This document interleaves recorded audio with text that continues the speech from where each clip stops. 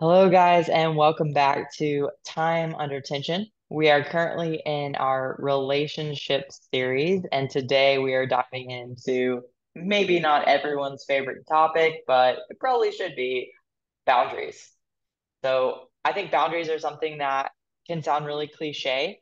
We talk about it a lot. If you've ever been to therapy, even one session, they've probably brought up boundaries before.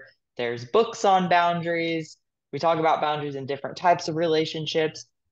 But I do think it's important to clarify terms here, and then we'll get into like the nitty-gritty of what that looks like and how it can actually improve your relationship.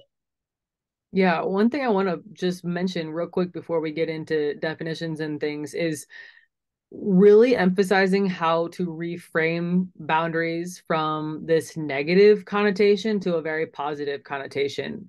I think the biggest thing that I heard that resonated with me was learning about how God set boundaries in the Bible really early on, even between the sky and the ground. Like there are boundaries between everything essentially that's good, that's created. And it talks multiple times in the Bible of God creating these boundaries for people to stay within, knowing that that's keeping them safe and protect. It's a protection thing. It's very good. It's really has this positive um, connotation to it that challenges maybe the status quo sort of feeling around boundaries.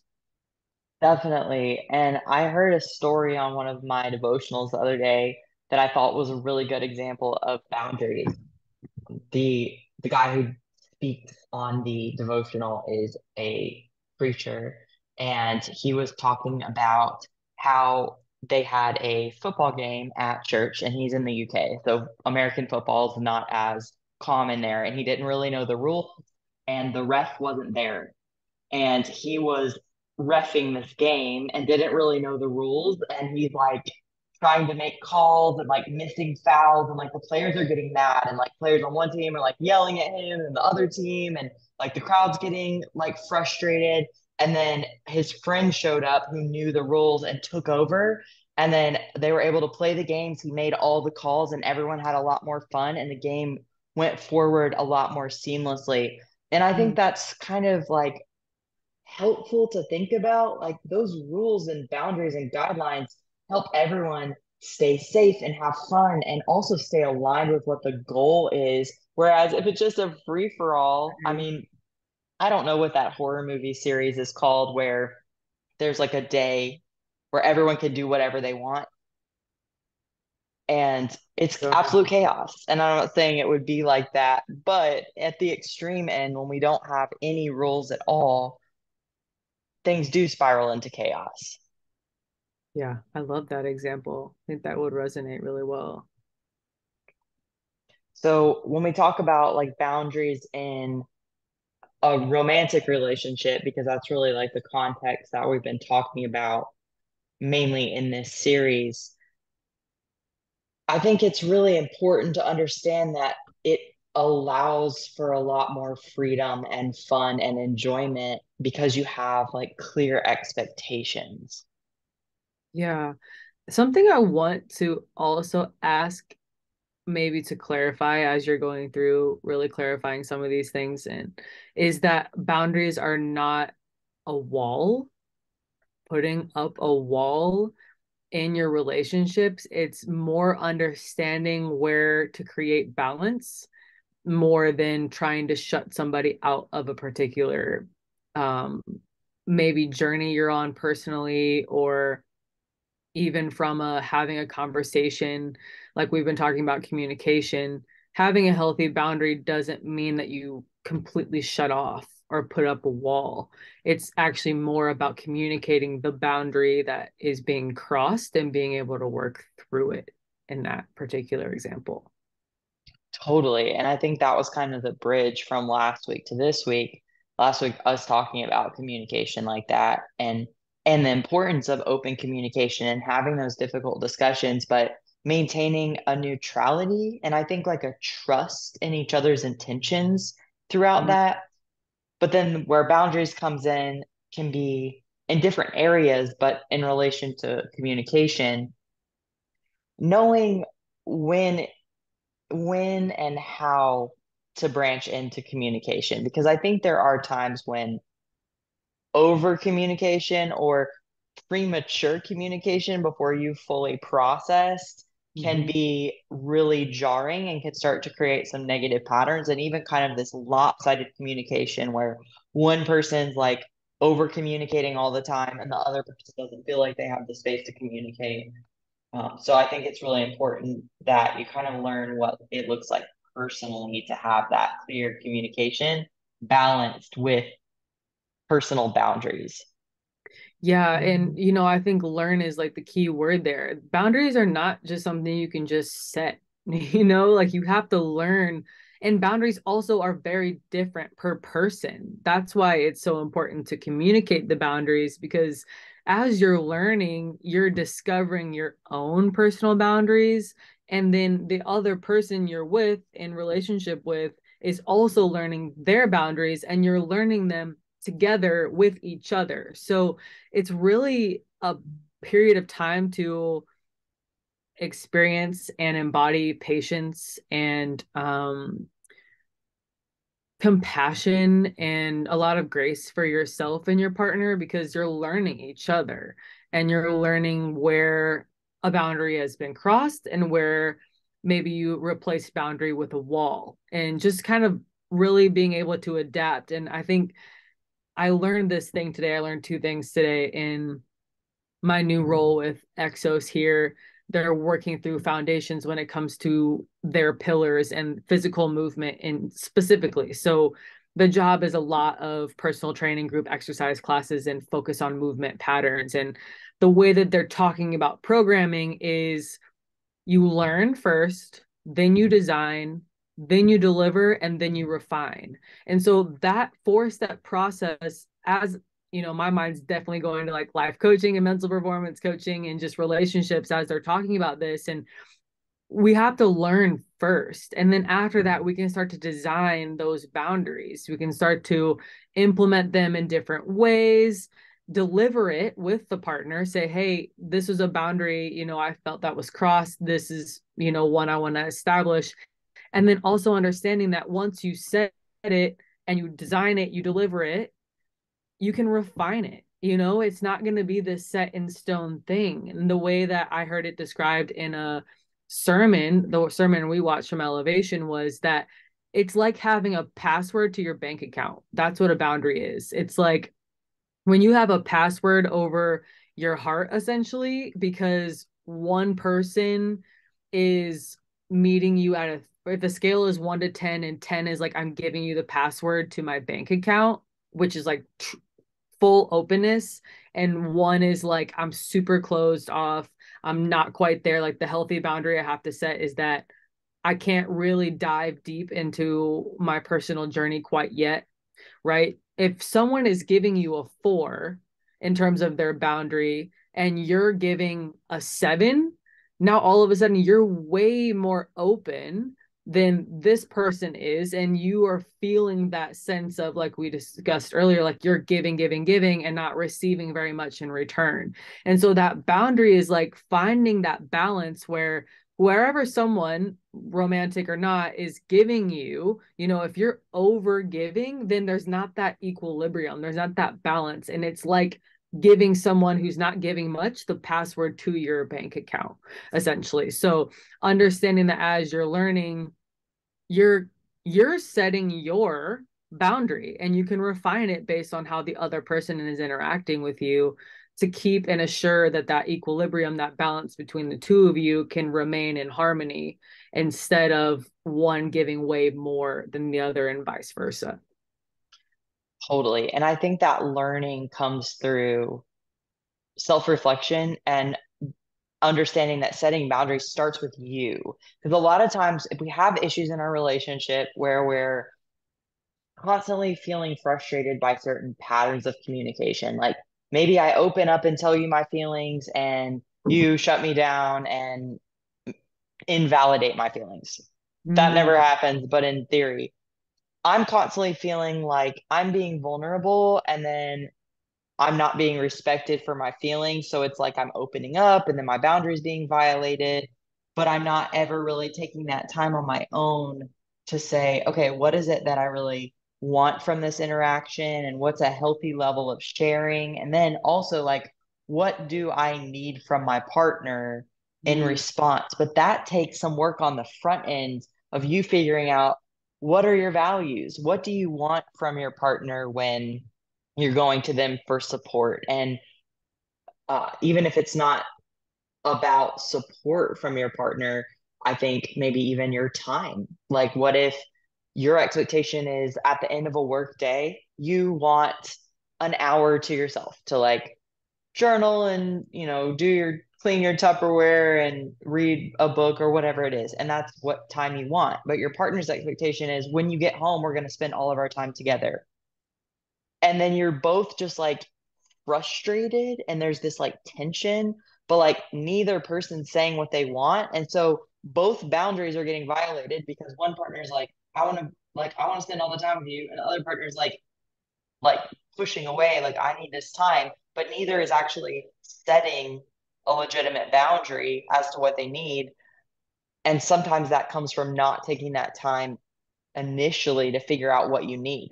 But also, like you said, it is refining. So maybe at one season in your relationship, especially in the beginning when things are exciting and you want to just like sit there and breathe the same air for hours, like you might not want a lot of alone time, but once you're together for a while, like, all right, you got to find your balance. And so then it takes a like redistribution of boundaries, and that takes your own personal like reevaluation and check-ins with yourself.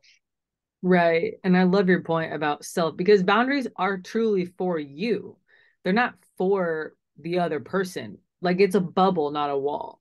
So the boundary you're creating and you're discovering and you're learning and you're refining and then delivering, that's all for you. It's for you. I just said it two different ways, but my point is when you're finding that balance and establishing boundaries, and I think a really great example that we can talk about is our morning routines and how we have our own things that we do, and we had to learn to communicate through that. For example, you had to tell me, I can't have you asking me questions while I'm doing my writing session, right? Like, that's a healthy boundary because I come in there and I'm like, hey, like, this question, what are you doing today? Like, whatever.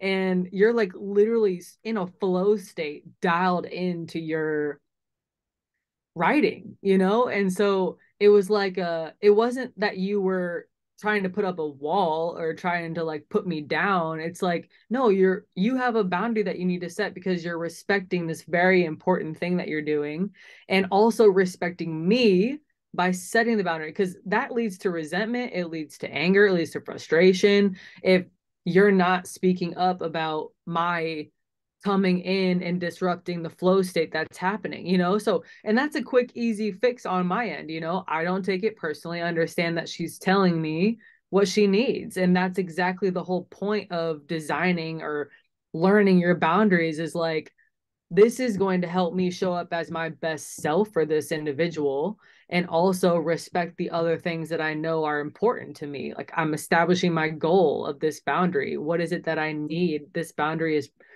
presenting this opportunity for me to protect what I need in this space. And like for me, it's like I know I'm gonna meditate in the mornings after I work out, and like I'm like, I just need it to be a little quieter for 20 minutes. And you're always mindful about not starting meal prep or like waiting to record a check-in or like whatever, because I can't hear you're respecting my time and waiting for me to do that thing. And it wasn't until I'm using my voice about that you're able to show me the respect in that particular area. Because if you don't set boundaries, you will become resentful because you're crossing your own lines. And Right. like that is a much bigger problem. It may seem uncomfortable at first to set boundaries with your partner because you're setting up fences. Like you said, like this is where I end and you begin. And here's where I'm like allowing you into my sphere, and here's what I need to keep for me or whatever that looks like. But if you don't do that, you'll be trampled on in one way or another because we all kind of have different expectations and we all have different patterns in relationships. And some of us are codependent and some of us are more avoidant. And it's not really about the labels, it's just about if we all take that time to be self aware and understand what we need, we can set those boundaries that lead to a much more harmonious and safe and understanding relationship because you know you know you're not infringing upon your partner if Right. you approach them about a certain thing or you go and take that time for yourself. There's not that like, are they going to be upset?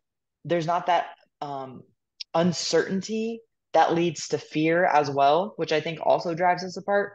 But there's just like this understanding of like, here's what you need and here's what I need. And let's also have a process like the weekly check-ins we talked about where we're kind of coming back together and saying, how did those boundaries work this week? Did we both feel like we got what we needed? Do we need to kind of adjust where the fence is? And that's just an ongoing process and may look different in different seasons. But once you have that communication pattern, it's so easy to make those tweaks. Right. And the thing that I want to just add on to that was kind of that harder truth that you said in a very eloquent way, but it's your responsibility. It's your responsibility to use your voice and set the boundary and show up in your balanced state.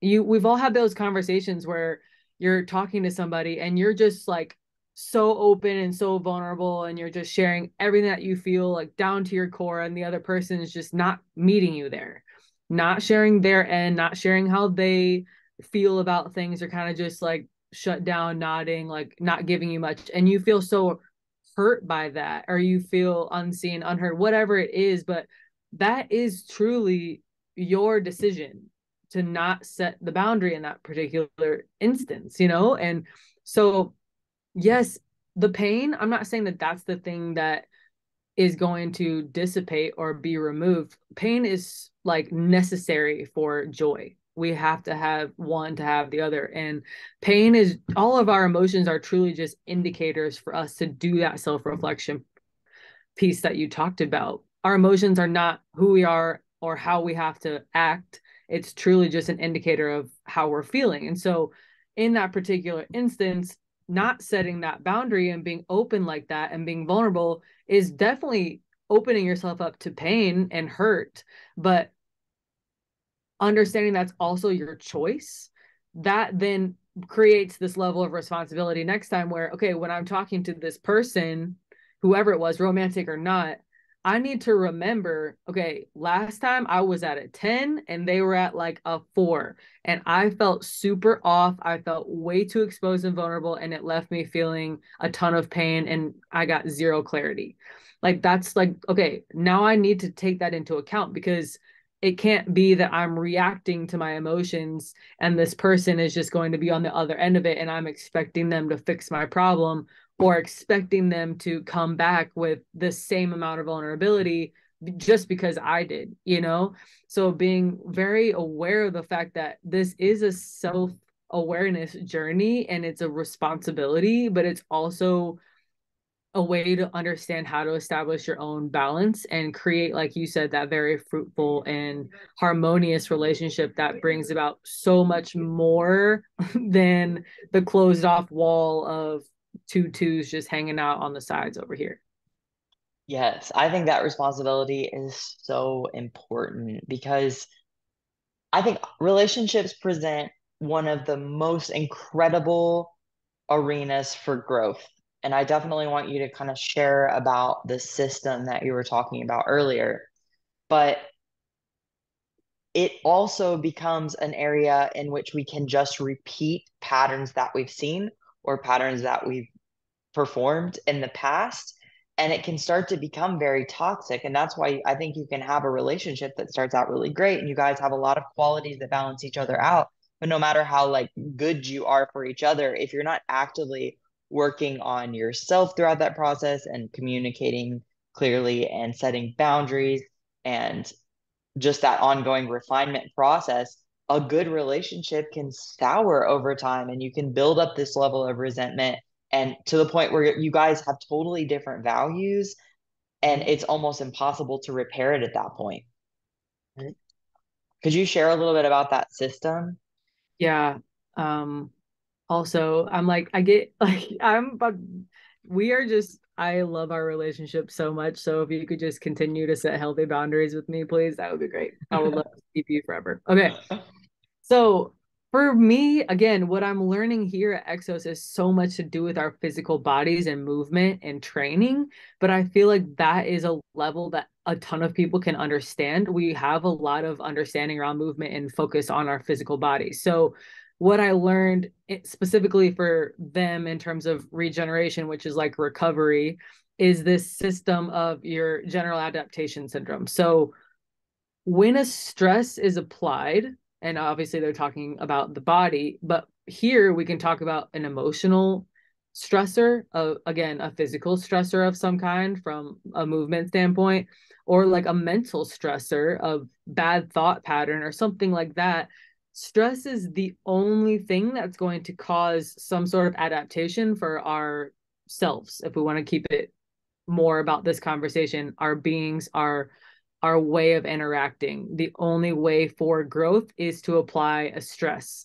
And with the stress applied, it can be good or bad. Again, I know stress is another one of these words like boundary where we have this negative connotation to it when really stress is a really good thing as well. It's only when it enters into that exhaustion phase that I'll talk about in a second that stress becomes a bad thing. So when we're going through this general adaptation syndrome with our bodies in response to a physical stress, you go down first. So if this is like a happy medium line, this is above the line is good stress, below the line is bad stress. We first dip down into this alarm stage, is what they call it. So initially, with a stressor, our body is alarmed. And if we think about learning a boundary, it's like, okay, think about when you're triggered, when you have a really quick emotion or you have something that kind of catches you off guard and you're feeling a little bit unsafe or uncomfortable. That's that alarm stage. But with the body, what it does that we can learn from is it learns, it comes, this is the line, it dips down a little bit. And as you keep going, as you keep working through this stressor, you actually start to respond and adapt. You adapt, your body is adapting to the stress and you're actually growing. You're experiencing a ton of growth. You're experiencing new levels of range of motion or movement, able to perform and live and move and have more health and wellness as you're adapting to this initial stressor over here. So if we think about that dip, the dip's going to happen. We're going to have constant times where we're triggered or have that emotional dysregulation.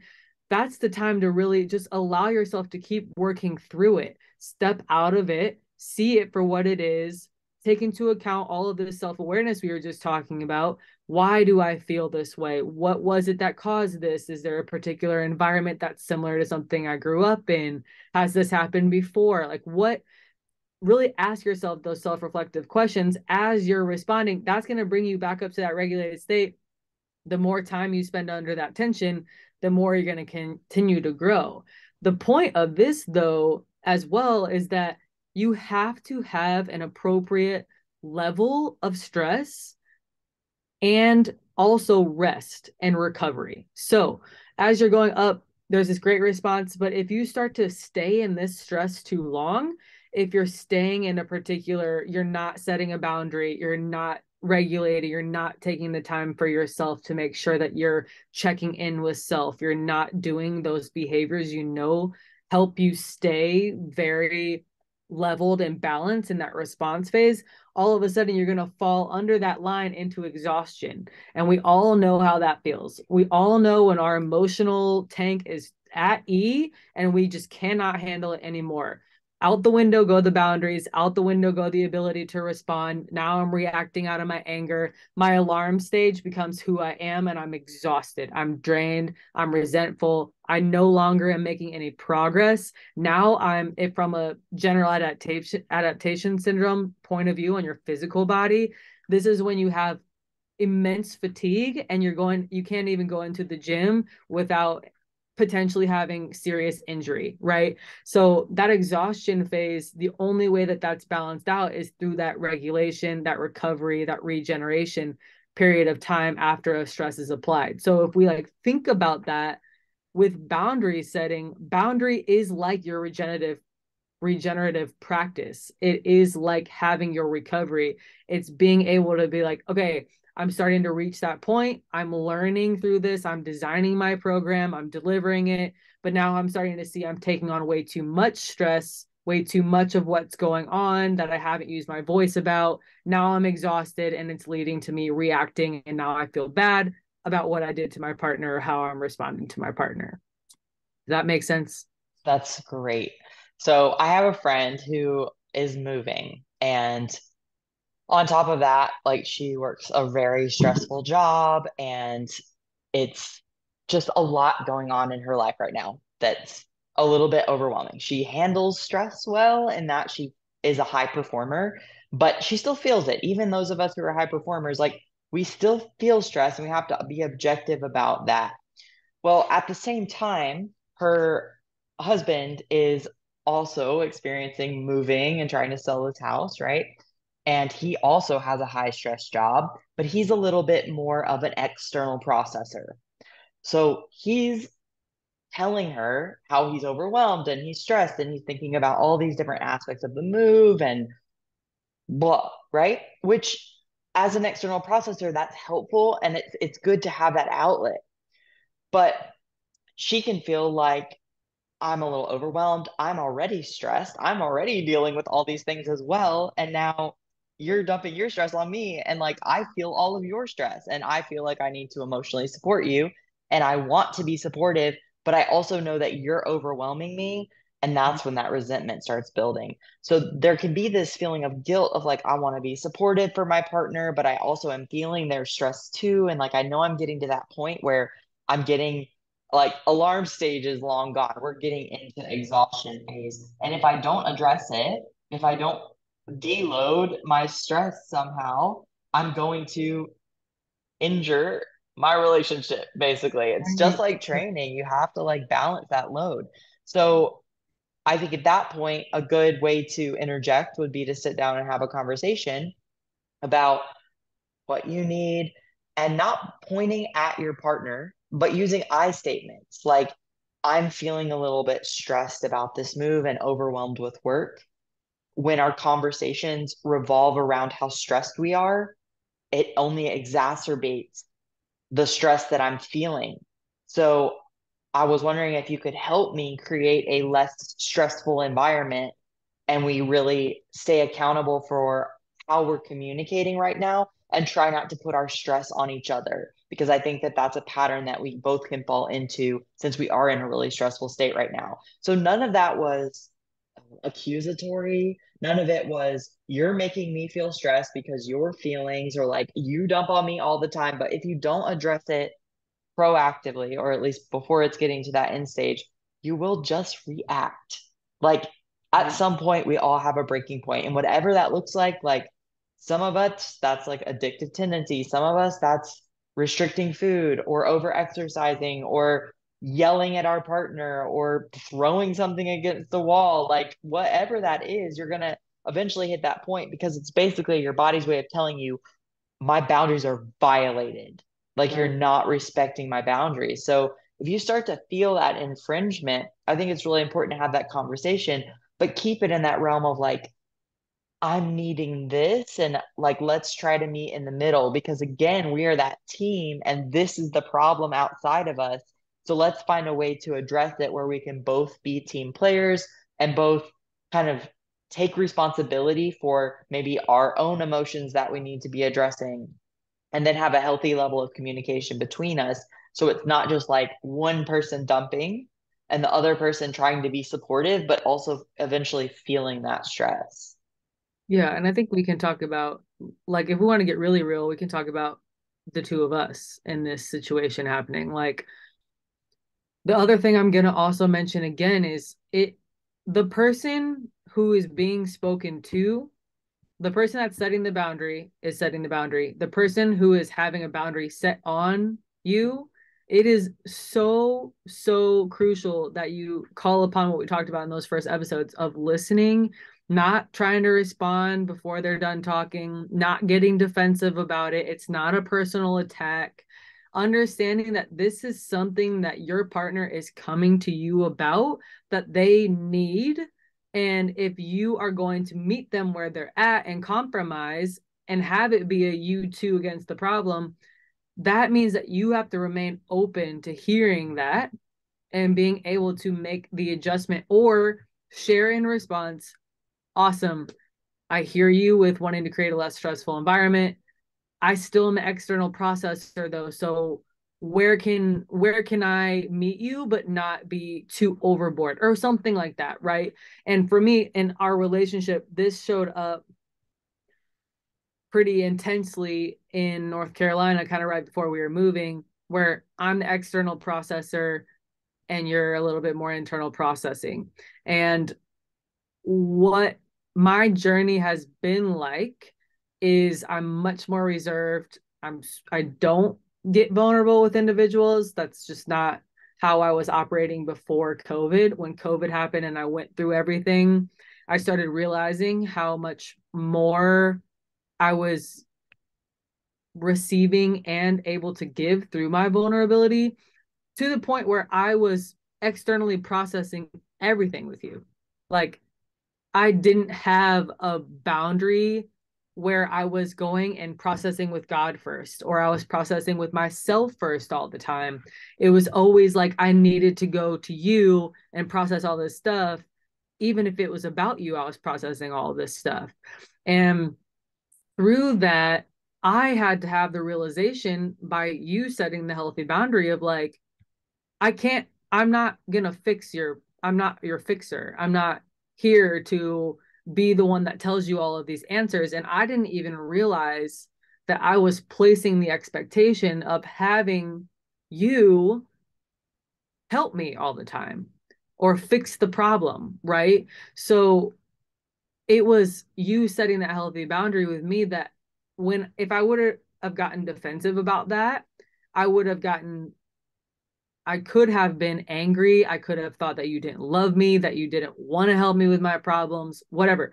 But really, what that did was it reflected back to me like, I am not taking the time to go process on my own. And I have roots of issues why I wasn't doing that and fears and all of that that I had to dive into and address. And it's gotten so much better now. But I then had to figure out with you, well, what is a healthy balance? Because I went from sharing everything to like, well, now I feel like I have to process everything by myself first before I even let you in because I'm, trying to find the happy balance here. So again, refining after that point, but it was a super challenging experience for both of us. And you can obviously say your end, but I was one of those, I'm processing all of these things out loud. And because you were physically with me, I would turn to you and you would carry all of that load without me even knowing you were carrying all of that load. The second you're sharing with me, I feel like I have to care. Like I feel like I am your protector. I feel like I am, and maybe you can speak to this. Maybe it's more for you to share, not me. Yeah, and that was an internal boundary I didn't set as well. I think with my background and my like parental relationship, my mom's an awesome person, but she's someone who comes to me with her problems and has throughout my life. And so I've always been like the voice of reason, like the fixer, like let's try to keep the family stable. And so I took on that role of trying to like maintain the peace. So then naturally in our relationship, I'm super drawn to you and you're an external processor and I'm more internal, but I also have this tendency to be a fixer. So then I'm also taking on this a stress, and I don't mean it in a bad way, but kind of like we talked about earlier, the stress of your experiences that you're sharing with me. And because I don't have an internal boundary, I'm thinking, oh my God, how do I fix this? How do I make things easier for her? So I'm taking on more than I need to, but then I'm also not saying like, hey, maybe I'm struggling right now, or can we keep things a little bit more lighthearted, or like can instead of um sharing how you're struggling, maybe moving towards like what you need from me. So, because sometimes it can be difficult if you're not expressing what you need to for your partner to know how they can meet you there without just trying to like fix your problems for you. But if you don't take that time on the front end to figure out what you need, you're kind of coming to your partner with that expectation, and that just kind of naturally happens. And I think, honestly, I truly believe that if there is someone who's made for you and you're with your soulmate, your partner, you will be best. You will be the absolute best for your partner if you have clear boundaries. Like the best you is the you with clear boundaries, because the boundaries that you set will also help your partner grow. It's just like having the rules in the game. If athletes don't know the rules, how are they going to get better at the game? Like they don't know what they're supposed to be doing. So it's the same thing in a relationship. It's like we've been able to work through like my pattern of being a helper because we got to that point where we both set more clear boundaries about what we needed from communication and how much we want to process with each other, and then we reevaluate that over time. I've been able to work through my pattern of being a fixer because I know, oh, you don't want me to fix things. Actually, you get really frustrated if I give you advice. So this is when I just need to listen. And sometimes it'll be like a daily thing where you're like, I just kind of need to talk about this. And it's like, cool. So I know you don't even want to like, you don't want my opinion. And that's so calming for me because then I know, cool, I'm going into this. I can ask you reflective questions, but there's no pressure on me to provide you an opinion. Or sometimes you'll be like, I actually really want your opinion on this. And it's like, awesome. Then I know that's the expectation. And I've been able to grow so much because of the boundaries that you've set. Yeah, and if we want to bring it all the way back to training again, we figured out our split, right? Like it's a push, pull, legs, rest, whatever, right? You'll figure out your split with your partner, but you have to be willing to go through that process of figuring it out. And again, you're gonna have deload seasons, you're gonna have seasons where you can push a little bit harder. But the more time that you're spent under that tension of the stress that's good, as well as experience some of that negative stress, that's helping you figure out what that balance looks like for you. Totally. And if you're caught in like the same patterns all the time, you got to change something. And sometimes that takes the courage and vulnerability to be the one who's like, hey, I got to set a boundary here. Or like, hey, let's talk and figure something out because this is something that's recurrent. But once you establish that line of communication, you can start to um, diffuse the bomb of emotions that's brewing and just be like, okay, hey, sensing a pattern, like we kind of get into the same thing a lot. Let's stop and talk about it and see like if we can set different boundaries, or like if maybe we just have totally different expectations for how this kind of interaction should go, or even defining terms. Like that's been a big thing for us. Like you say a word and I like take it one way and you mean it totally different. And then the rest of the conversation, we're like, we have this massive divide because I'm thinking you're upset, you're mad at me, like you're disappointed, and you're like, not, it's not even about me, or something like that, because there's like this different terminology that we're using, or different body language, even because we can't assume that we understand completely what the other person's body language means. So communication and boundaries go so hand in hand, and it's kind of this continual daily process that will change over time. But once you get the pattern down of what it looks like, I feel like you can work through challenges so much more effectively and efficiently, and both have like massive growth throughout it. I think the last thing I want to add before we, throw those questions out there for people to respond to is using what you said last episode as the greatest tool is a timeout. Mm. Greatest tool is a timeout because, like we mentioned, that alarm phase, that alarm stage, that's gonna happen. And we can't respond out of that.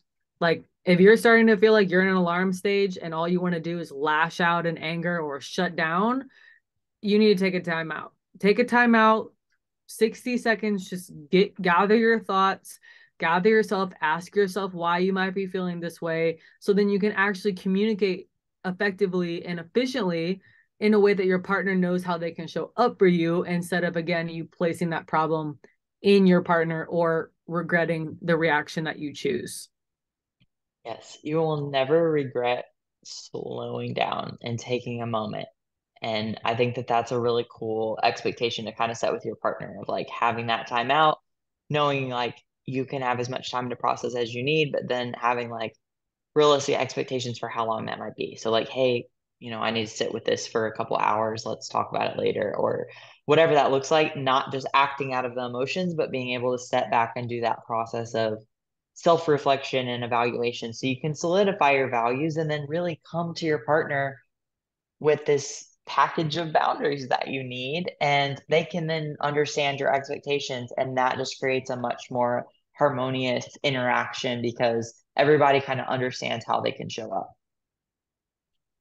Awesome. Do you want to share those questions? For sure. So in the last series, we did a Q&A, and we're going to do that in this as well. So I'm going to throw out 3 questions, and we'll be posting these on our Instagram stories. So keep an eye out for that. You can respond there, and you'll get a chance to be featured on the next podcast where we'll address your question and kind of go over some feedback and answers and hopefully give you some insight into how to kind of address your personal challenges. And if it's something that you don't want to respond to publicly, just make a note. You can DM us and say like private, and we won't share anyone's names just so we can like actually address you. And it's a safe environment in case your partner's on social media as well or listening to these podcasts. Um, so the first is, what do you struggle with most in your relationship? The next is, what patterns of communication do you notice with your partner? And lastly, what would you like to experience more of in your relationship? So again, check us out on social media. I'll tag us below so you can go straight to our Instagrams, and stay tuned. We'll be posting those on our story a few times so you have a chance to respond within the next week. And then we will go over your questions and answers next week on the podcast. Sweet. Awesome. Well, thank you guys so much for watching or listening. Please remember to like and subscribe and share. We will catch you next time on Time Under Tension.